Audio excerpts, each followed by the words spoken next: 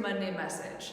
So I was thinking about this recently as I was taking my yoga class, and I hadn't gotten on the mat in a couple weeks, so it felt like everything was brand new again in my body. And I realized that I started cheating on a few poses. I had a really excellent teacher from YogaPod in Denver, actually, and she was forcing me to do all the postures and the exercises correctly, which is great, right? But it made it so much harder, 10 times harder, the simplest thing.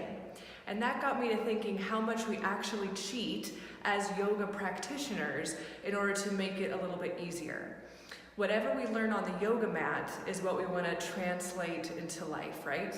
And so that got me to thinking, gosh, where am I cutting corners here and there in life to make my life a little bit more comfortable?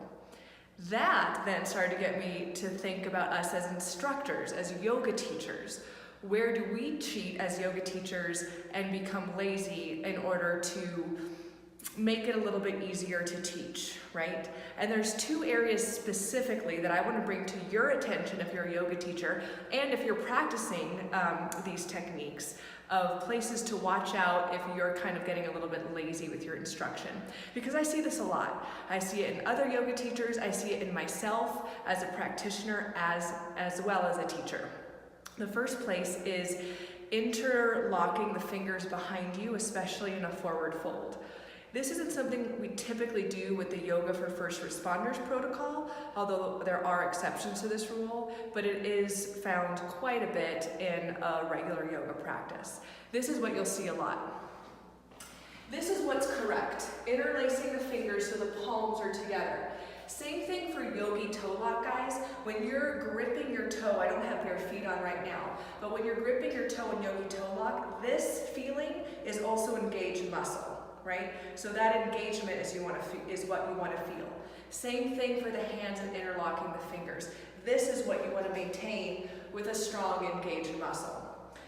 So if we're doing a wide-legged forward fold, you've probably all seen this. Because of lack of shoulder mobility, you'll see people start here, they bend over and they open up their palms and do this. It's quite a bit easier to practice. And I noticed as a teacher, I started reminding people to do it. They were resistant to that because it made it harder, so I gave up trying to teach them. Now that is doing quite a bit of a disservice as a teacher, wouldn't you say? So what it's supposed to be is interlocked palms and fingers. And then as you move down, you're supposed to keep those palms interlaced and also watch this happening. You want to keep that nice straight line, engaging the muscle at the back of the body and the triceps. I like to feel like my thumbs are pointing backwards. And you keep that engagement as you start to move forward and moving the shoulders overhead. Now let's say that's not possible. Let's say the shoulders are too tight for that. That is very common. What we don't want to do is cheat. What we do want to do is adapt. So instead of doing this and letting go and kind of whatever happening, take a rope or a strap instead. Here's a good one for an example.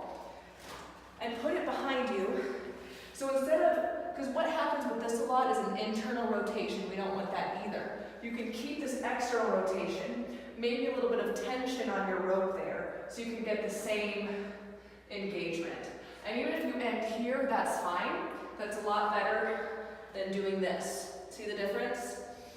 So as a teacher, you want to make sure that you give your students those adaptations so they can do it correctly, grow in the pose, and eventually get to a point where they don't have to release their palms.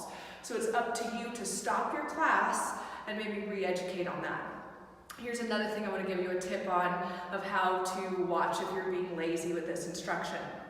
It's any posture that revolves. Let's talk about revolved triangle. So what I saw a lot in revolved triangle is that people will try to open up their shoulder, right, this way. I'm going to face you actually. And they end up just opening up their arm, but notice there's no rotation in the torso. On top of that, notice my back foot is supposed to remain glued to the floor, right, the pinky toe side. But look at my hip and leg. It starts to get compromised in order to twist. You never want to compromise alignment in order to find a deeper version of the pose, right? So we have a couple problems with this here. The back of the foot's coming up.